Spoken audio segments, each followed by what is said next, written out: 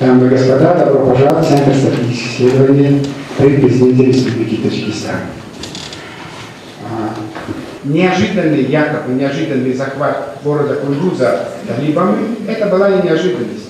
Дело в том, что они давно готовились к этому, и огромное количество рекрутов, которых наняли и талибы, и игиловцы.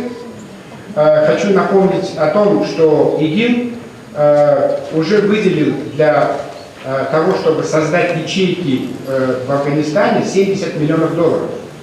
И эти деньги, они уже фактически работают на территории Афганистана. Беднейшая страна, естественно, там найти рекрутов это очень легко.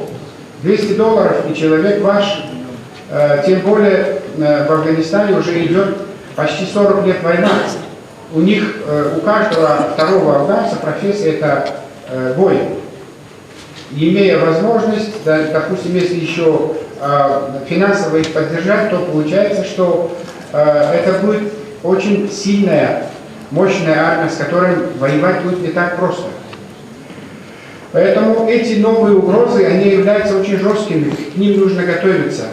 С учетом того, что геополитика в мире и международная обстановка все ухудшается и ухудшается, ситуация в мире прогнозируется в рамках стратегии ОДКБ как